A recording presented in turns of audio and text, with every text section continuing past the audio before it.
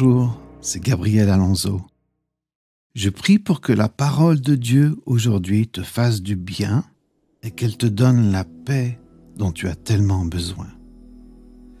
Souviens-toi toujours que ce n'est pas la parole d'un homme, mais c'est la parole du Dieu vivant qui t'aime, te sauve et te garde dans son amour. Comme je le dis très souvent, la véritable paix que Dieu nous donne n'est pas l'absence de troubles. Elle ne veut pas dire qu'il n'y a plus de problèmes dans ta vie. Mais malgré l'opposition et malgré les problèmes, elle est présente lorsque tu la cherches, lorsque tu détournes ton regard des circonstances. Souviens-toi de Pierre, qui, invité par Jésus à quitter sa barque, marche sur l'eau en pleine tempête. Puis l'espace d'un instant, il regarde les circonstances. Il voit les vagues et il voit le vent et la tempête. C'est à ce moment-là qu'il coule, parce qu'il a regardé les circonstances et a perdu de vue Jésus.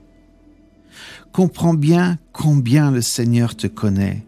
Il est là dans tes victoires et il est aussi là dans tes échecs, toujours prêt à tendre sa main pour te rattraper lorsque tu sombres.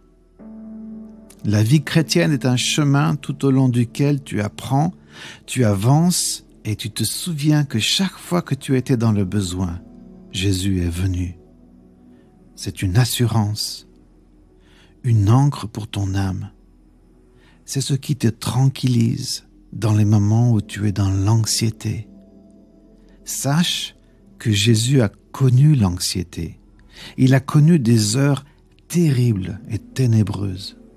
Il a dit à son Père dans sa prière, « Mon âme est triste à la mort. Est-ce que cette coupe ne pourrait-elle pas s'éloigner de moi ?» Et parce qu'il a vécu cette anxiété, il connaît tes troubles. Il connaît toutes tes difficultés, ta tristesse et surtout, ton besoin de parler. Lorsque le prophète Élie est au fond du trou, déprimé au point où il demande la mort, l'Éternel s'approche de lui et fait une chose merveilleuse. Il reconnaît le besoin le plus fondamental de cet homme. Il reconnaît que Élie a besoin de parler. Alors il le fait parler. « Élie, que fais-tu ici? Élie, dis-moi ce que tu ressens. Élie, parle, parce que c'est bon pour toi de parler. » Tu sais, lorsque tu vas mal, il y a ceux qui viennent avec leurs conseils. Ils ont tout compris et ont la solution pour toi. Il y a ceux qui te culpabilisent. Tu ne pries pas assez, tu ne lis pas assez, tu ne viens pas assez à l'église. Et même s'il se peut que, effectivement, tu aies besoin de plus de prières, de lecture et de communion, à leur écoute, tu as le sentiment d'être encore plus nul, dans l'échec. Ils soulignent tout ce que tu ne fais pas. Et ensuite, il y a ceux dont le cœur est sensible à ce que tu vis, probablement parce que eux aussi sont passés par ces mêmes vallées difficiles. Eux s'assoient avec toi pour t'écouter.